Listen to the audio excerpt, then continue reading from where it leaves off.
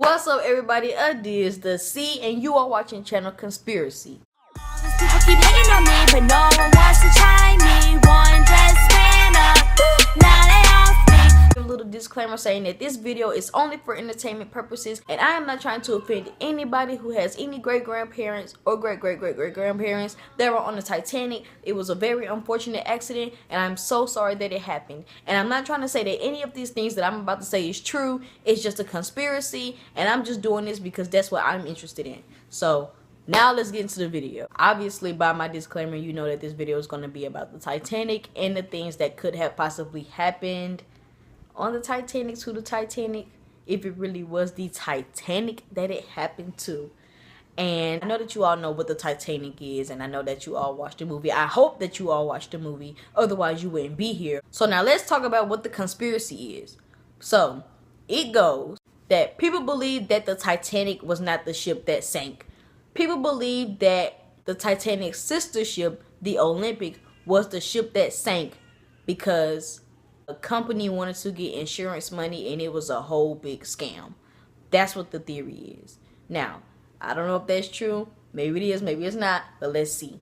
Now, if you haven't really looked up any information or any conspiracy about the Titanic, you probably would not know what the Olympic ship was. You probably didn't even know that the Titanic even had a sister at that matter, because I didn't even know until a few weeks ago.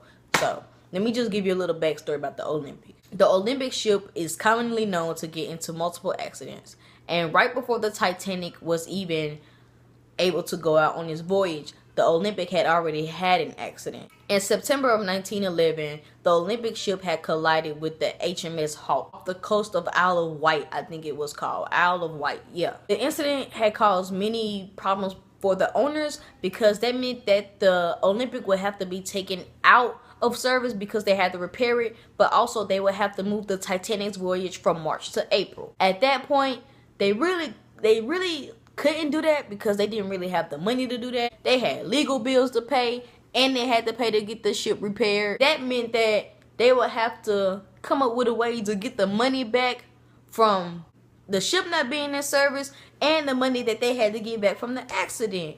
So they came up with a plan. Now, the plan basically was that they would swap the ships, the Titanic and the Olympic, put the people on the Olympic, sink the ship, and get the money. That's basically what the plan was. Now, if you looked at the picture that I inserted, you will see that when the ships are side by side, you couldn't really tell which one was which unless you went to the side and saw the names on the side of the ship. So that's probably why they figured that they could just go ahead and do that, because the ships looked the same. All they had to do was change the name on it, you know? Now, as soon as they came up with that plan, they just went on ahead and started to change the Olympic to make it look like it was the Titanic.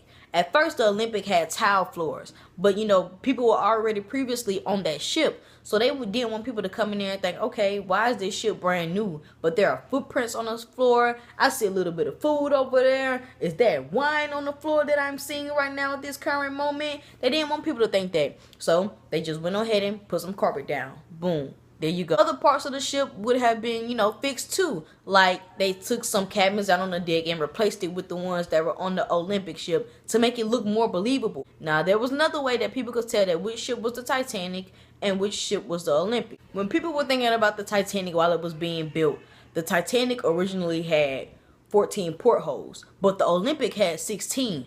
But all of a sudden, when the Titanic had went out for its voyage, it all of a sudden had 16 portholes. Okay, 14 portholes on the Titanic was even, and the 16 portholes on the Olympic were not as even as the ones on the Titanic. That's not the only piece of evidence. Some people that were working on the ship, after the ship had sank and they had survived, and you know they had in the movie they got on that other ship to, I guess, finish what I don't know. I wasn't paying attention at the end. I was so sad that the ship sank and Jack died. I don't know. But people that were building the ship back in Titanic over the years, they had came out to say that the Titanic and the Olympic were swapped. Patty Fenton is somebody that confessed that the ships were swapped. As I know, a man in Australia has sent this letter to Northern Star newspaper, which talks about a conversation that Patty had with his son. Now, here's a piece of what the letter says. When the surviving crew got to port, they were all taken aside and met by two men, one in a high position in the company, The other man was in very high position of the government. The government man read the crew the Official Secrets Act, explaining that if they told of the real reason for the sinking or the rumors of an insurance scam, they would serve a minimum of 20 years in jail and would never get a job when they got out. Okay. There was also something else that could back up this theory. JP Morgan was the owner of the ship, right? So him and 50 other people had called ahead to cancel because he was in ill health. He was spotted in France with his wife, I guess, on a date 2 days later after the ship had sank. And he wasn't even sick. Also, JP Morgan had 7 valuable metal statues, wherever they were, removed from the ship 1 hour before the ship even left. Which made people think, okay, he must have knew what was going to happen, because it's not no way that you're going to be thinking about getting this stuff off the ship when you cancel unless you knew that something bad was just going to completely happen. Not only that, but he publicly went to speak to the country and say that he was absolutely going to be getting on that ship, and then all of a sudden he cancels and he takes all his valuables off before the ship leaves. Another thing that had people shook was the fact that this ship named the SS Californian was able to find coal when the country was in the middle of a coal strike. And another fact that there were no people on the ship. Instead, there were just like blankets and clothes and stuff like that. And it probably was for the people of the Titanic, who, you know, were survivors.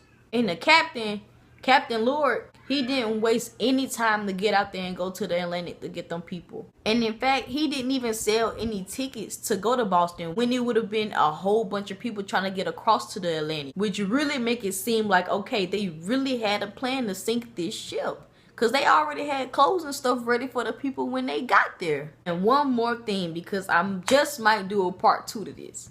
I watched Shane Dawson's video, and I saw that when James Cameron, I think his name was, when he went down there to record, you know, what he was finding when he was looking at the Titanic, on side was a big M and P right on side of the ship. I don't think the Titanic have an M and a P on side. That's it for today. Make sure that you like, comment, and subscribe. And don't forget to subscribe to my other channel at IC. And I will see you over there. All my social media links will be down below. And I will see you next time. Bye.